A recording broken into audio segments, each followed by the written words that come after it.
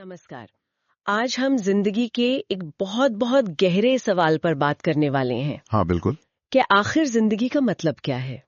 ये सवाल मुझे लगता है हम सब ने कभी ना कभी तो पूछा ही होगा खुद से। जरूर पूछा होगा।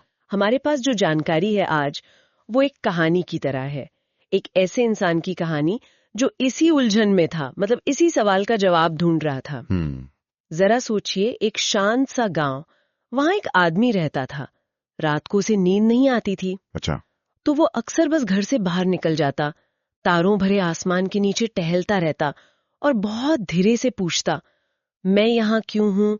हम सबका इस धरती पर होने का कोई मकसद है भी? ये तो बहुत ही फंडामेंटल सवाल है। हाँ, तो चलिए इस कहानी के जरिए इस सवाल की परतें खोलते हैं। देखते हैं कि क्या निकलता है। ये कहानी सिर्फ उस एक आदमी की नहीं है, शायद हम सबकी है। हाँ, हम सबकी है जो कभी न कभी ये बड़ा सवाल सोचते हैं। देखते हैं उस आदमी को क्या क्या जवाब मिले अपनी तलाश में। उसने अपने आसपास देखा, पूछा, पहाड़ों से, नदियों से, पर वो तो खामोश रहे। वो क्या जवाब देते? तारे भी बस दूर टिमटिमाते रहे, जैसे कुछ जानते हो पर बताते नहीं। हाँ, जैसे कोई राज हो। लेकिन फिर एक रात उसे एहसास हुआ, ऐसा लगा जैसे पूरा ब्रह्मांड, ये पूरी कायनात उसकी बात सुन रही हो, बहुत ध्यान से। एक खास रात। हाँ, एक अजीब सी शांति थी उस रात। तो उसने फिर हिम्मत करके पूछा, पूरी सच्चाई से। क्या पूछा? कि क्या जिंदगी का कोई पहले से तय मतलब है, कोई मीनिंग है, या ये सब बस यूं ही शुरू हो गया, बिना किसी वजह के, बिना किसी रीजन के। और उस गहरी खामोशी में कहते हैं जवाब आने शुरू हुए। हाँ, शब्दों में नहीं, पर जैसे अलग अलग एहसास, अलग अलग नजरिए उसके मन में उतरने लगे। कहानी ये बताती है कि उस आदमी ने 3 बहुत अलग तरह की आवाजें महसूस की। 3 आवाजें? अच्छा। हाँ, जो जिंदगी के मतलब पर 3 अलग अलग रोशनी डाल रही थीं। तो पहली आवाज कौन सी थी? पहली आवाज वो एक सुकून देने वाली थी, भरोसा दिलाने वाली। ये आवाज थी धर्म की, मजहब की। अच्छा, धर्म की आवाज। उसने क्या कहा? उसने कहा, तुम यहाँ इसलिए हो क्योंकि एक ऊंची शक्ति ने, एक हायर पावर ने, बनाने वाले ने ऐसा चाहा है। ओके। तुम्हारा होना कोई हादसा, कोई एक्सीडेंट नहीं है। तुम्हारी जिंदगी का एक खास मकसद है, एक डिवाइन पर्पस। डिवाइन पर्पस जैसे ईश्वर की पूजा करना, दूसरों की सेवा करना, प्यार बांटना और एक बेहतर इंसान बनने की कोशिश करना। अच्छा। आवाज ने कहा, जब तुम इस रास्ते पर चलोगे, अपना पर्पस पूरा करोगे, तब तुम्हें समझ आएगा कि तुम्हें क्यों मनाया गया। इसमें तो एक तरह का दिलासा है ना? बिल्कुल, एक गहरा दिलासा था इस आवाज में। ये विचार कि हमारी जिंदगी किसी बड़ी योजना का हिस्सा है। हाँ। जैसे किसी किताब का एक जरूरी पन्ना हो जिसमें हर किरदार, हर घटना का कोई मतलब है। तो इस नजरिए से देखें तो जिंदगी का मतलब उस बड़ी डिवाइन प्लान को समझना और उसमें अपना रोल निभाना है। ये सोचना कि कोई है जो ध्यान रख रहा है, रास्ता दिखा रहा है। हाँ, ये बहुत सुकून देता है कई लोगों को। हाँ बिल्कुल, एक तरह का सहारा मिलता है कि हम अकेले नहीं हैं इस बड़े से यूनिवर्स में, और हमारी छोटी सी जिंदगी का भी कोई बड़ा मकसद है। सही बात है। ये विश्वास मुश्किल वक्त में हिम्मत देता है, दिशा देता है। ये बताता है कि हमारे काम, हमारी चॉइस मायने रखती हैं, किसी बड़ी पिक्चर में फिट होती हैं।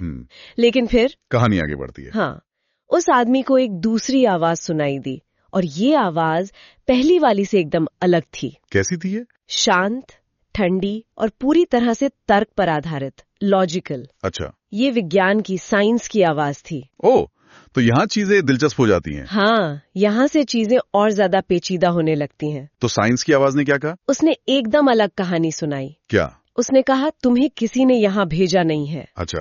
ये ब्रह्मांड, ये यूनिवर्स बस एनर्जी और मैटर का खेल है। सब कुछ फिजिकल लॉज से चल रहा है। नियमों से।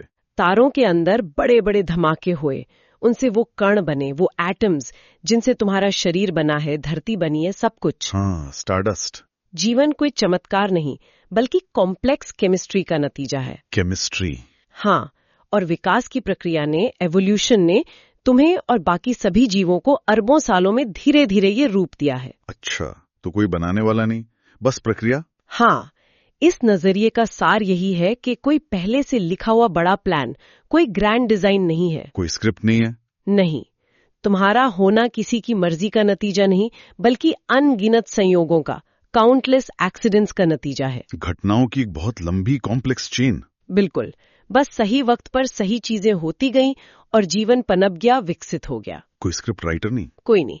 ये सुनना उस आदमी के लिए काफी चौंकाने वाला था।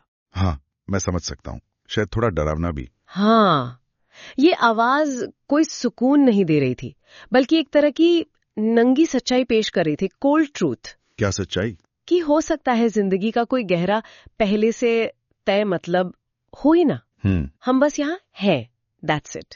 जैसे कोई कॉस्मिक लॉटरी लग गई हो। ये सोच तो इंसान को बहुत अकेला महसूस करा सकती है। हाँ, और छोटा भी, कि इतने बड़े ब्रह्मांड में हम बस एक छोटी सी घटना है। बिल्कुल, ये नजरिया कहता है कि मतलब दिया नहीं गया है, अगर मतलब है तो वो शायद प्रकृति के नियमों को समझने में है, यूनिवर्स को जानने में। हाँ, जीवन की इस कॉम्प्लेक्स प्रक्रिया को जानने में है, किसी बाहरी शक्ति की मर्जी में नहीं। ये एक बहुत ही अलग किस्म की सच्चाई है जो कहती है कि ब्रह्मांड हमारे लिए नहीं बना है, हम ब्रह्मांड का एक हिस्सा हैं। इसमें भी एक तरह की खूबसूरती है शायद। हाँ, देखी जा सकती है कि हम तारों की धूल से बने हैं, हम इस विशाल यूनिवर्स का ही एक रूप है। तो ये दो बिल्कुल अलग आवाजें हो गई, धर्म और विज्ञान। एकदम विपरीत। इसके बाद क्या कोई और आवाज आई? हाँ, आखिर में एक तीसरी आवाज उभरी। तीसरी? हाँ, और ये आवाज न तो पूरी तरह धार्मिक थी, न पूरी तरह वैज्ञानिक। तो फिर कैसी थी? ये ज्यादा इंसानी लगी, ज्यादा गर्मजोशी से भरी हुई। अच्छा। ये आवाज थी फलसफे की, फिलॉसफी की। फिलॉसफी। ऐसा लगा जैसे ये दोनों सिरों के बीच कोई पुल बनाने की कोशिश कर रही हो। इसने क्या कहा, क्या नजरिया दिया इसने? इसने एक बिल्कुल अलग पर्सपेक्टिव सामने रखा। इसने कहा, चलो मान लेते हैं कि यूनिवर्स ने तुम्हें कोई बना बनाया मतलब नहीं दिया, ठीक है, पर क्या इसका ये मतलब है कि तुम्हारी जिंदगी बेमतलब है? अच्छा सवाल है। इसने आगे कहा, जरा एक कोरे कैनवस के बारे में सोचो। खाली कैनवस? हाँ, ब्लैंक कैनवस। जब तक कोई पेंटर उस पे रंग नहीं भरता, उसका अपना कोई मतलब नहीं होता। क्या वो कैनवस बेकार है? नहीं, पोटेंशियल है उसमें, बिल्कुल। तो अगर हम इस बात को जिंदगी पर लागू करें, हाँ, तो ये आवाज कह रही है कि मतलब कोई ऐसी चीज नहीं है जो कहीं बाहर लिखी हुई है और तुम्हें उसे ढूंढना है। तो फिर? बल्कि मतलब वो चीज है जो तुम खुद बनाते हो, खुद रचते हो। हाँ, खुद बनाते हैं मतलब? हाँ, जैसे पेंटर कैनवस पर रंग भरता है, हाँ जी। वैसे ही तुम अपनी जिंदगी में मतलब भरते हो। कैसे? अपने रिश्तों से, प्यार से, दयालुता से, काइंडनेस से, कुछ नया सीखने या बनाने से, क्रिएशन से, मुश्किलों का सामना करने से, स्ट्रगल से, अपने उसूलों पर चलने से। तुम खुद तय करते हो कि तुम्हारी जिंदगी क्यों मायने रखती है। वाह, ये सुनकर उस आदमी को यकीनन बड़ी राहत मिली होगी। हाँ, कहानी कहती है उसका दिल हल्का हो गया। ऐसा लगा होगा जैसे मतलब कोई खजाना नहीं था जिसे ढूंढना था, बल्कि एक बगीचा था जिसे खुद लगाना था, खुद सींचना था। क्या बात है, बहुत खूबसूरत उपमा है। ये सोच तो बहुत ताकत देती है ना, कि जिंदगी का रिमोट कंट्रोल हमारे अपने हाथों में है। बिल्कुल, हमें किसी बाहर की शक्ति या किस्मत के भरोसे बैठने की जरूरत नहीं अपना मतलब तय करने के लिए। लेकिन इसके साथ जिम्मेदारी भी आती होगी। बहुत बड़ी जिम्मेदारी। अगर मतलब बनाना हमारे हाथ में है तो ये पूरी तरह हमारी पसंद, हमारी चॉइस है कि हम उसे कैसे बनाते हैं। क्या हम अपना मतलब दूसरों की मदद करने में पाते हैं, या ज्ञान हासिल करने में, या आर्ट बनाने में, या सिर्फ हर पल को भरपूर जीने में? ये चुनाव हमारा है। हाँ, ये चुनाव हमें खुद करना होता है। ये नजरिया हमें पैसिव दर्शक से एक्टिव खिलाड़ी बना देता है अपनी जिंदगी का। तो सुबह हुई रात की उलझन के बाद? हाँ, सुबह हुई, आसमान में पहली किरणें फैली। उस आदमी के मन में अब वो रात वाली बेचैनी नहीं थी। नहीं, एक अजीब सा सुकून था। वो तीनों आवाजें, धर्म की, विज्ञान की और फलसफे की, अभी उसके अंदर थी, पर अब वो आपस में लड़ नहीं रही थी। अच्छा। उसे एक गहरा एहसास हुआ, एक रियलाइजेशन। क्या समझ आया उसे? समझ आया कि इस बात से शायद उतना फर्क नहीं पड़ता कि जिंदगी किसी भगवान ने बनाई है, या ये बस संयोगों का, एक्सीडेंट्स का नतीजा है, या इसका कोई बाहरी कारण है ही नहीं। कम से कम उसके लिए अब ये सबसे बड़ा सवाल नहीं रह गया था। नहीं, क्योंकि कहानी के अनुसार असली सच्चाई जो उसे महसूस हुई वो ये थी। क्या थी? जिंदगी का मतलब वो है जो हम उसे देना चुनते हैं। जो हम चुनते हैं। हाँ, मतलब ढूंढने की असली ताकत कहीं बाहर नहीं, हमारे अपने अंदर ही है। हमारे अंदर। ये जो 3 आवाजें उसने सुनी, धर्म, विज्ञान, दर्शन, ये असल में वो अलग अलग रास्ते या औजार हैं, टूल्स हैं, जिनका इस्तेमाल इंसान सदियों से जिंदगी को समझने या उसे मतलब देने के लिए करता आया है। और कोई एक रास्ता सबके लिए सही हो ऐसा जरूरी नहीं है। बिल्कुल जरूरी नहीं। हाँ, और कहानी यही बताती है आगे कि कुछ लोग अपना मतलब आस्था में पाते हैं, फेथ में। किसी ऊंची शक्ति पर विश्वास करने में उन्हें लगता है एक डिवाइन प्लान है और वो इसका हिस्सा है। और कुछ लोग वो अपना मतलब खोज में पाते हैं, डिस्कवरी में, ज्ञान हासिल करने में, इस दुनिया और ब्रह्मांड के रहस्यों को समझने की कोशिश में। उनके लिए जानना ही सबसे बड़ा मकसद है। और कुछ लोग इसे प्यार में पाते हैं, रिश्तों में, दूसरों के साथ गहरे जुड़ाव में, उनके लिए इंसानी रिश्ते ही जिंदगी को सबसे ज्यादा मायने देते हैं। और कुछ लोग ऐसे भी हैं जो शायद इन बड़े सवालों का बोझ नहीं उठाते। वो बस हर पल को, हर अनुभव को पूरी सजगता से, पूरी गहराई से जीने में ही जिंदगी का सार पाते हैं। Living each moment fully. हाँ, उनके लिए जीना खुद में ही एक मकसद है। तो मतलब सही जवाब शायद एक है ही नहीं। लगता तो यही है। अलग अलग लोगों के लिए जिंदगी के अलग अलग मोड़ों पर मतलब बदल भी सकता है। बिल्कुल, और इसमें कुछ गलत नहीं है। ये एक बहुत निजी, बहुत पर्सनल यात्रा है। हाँ। उगते सूरज की रोशनी में वो आदमी मुस्कुराया। उसने आसमान की तरफ नहीं देखा। कहाँ देखा? अपने अंदर झांका और खुद से कहा। क्या कहा? भले ही ये ब्रह्मांड खामोश रहे, भले ही ये मुझे सीधे सीधे कोई जवाब न दे, पर मैं अपने सवाल का जवाब खुद बनूंगा। वाह, ये बहुत पावरफुल बात है ना? जवाब बाहर ढूंढने की बजाय खुद ही जवाब बन जाना। हाँ, तो इस पूरी कहानी का, इस सारी चर्चा का निचोड़ क्या है?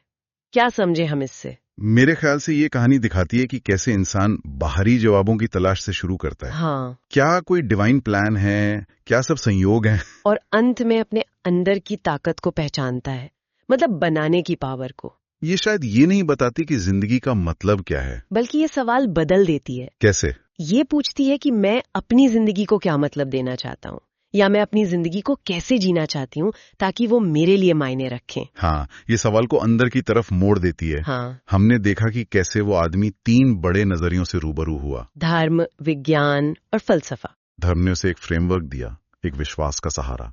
विज्ञान ने उसे यूनिवर्स की सच्चाई बताई कि वो किन चीजों से बना है। और फलसफे ने उसे ये आजादी और जिम्मेदारी दी कि वो अपनी कहानी खुद लिखे, अपने मतलब खुद गढ़े। तीनों ने अलग अलग रास्ते दिखाए। हाँ, और शायद हर रास्ते में अपनी तरह की सच्चाई है और अपनी तरह की सीमाएं भी हैं। और जाते जाते सोचने के लिए एक आखिरी बात छोड़े। जरूर। क्या ऐसा हो सकता है कि मतलब खोजने की ये जो पूरी प्रक्रिया है, ये जो सवाल पूछना है, रात को तारों के नीचे टहलना और सोचना, यही अपने आप में बहुत महत्वपूर्ण हो?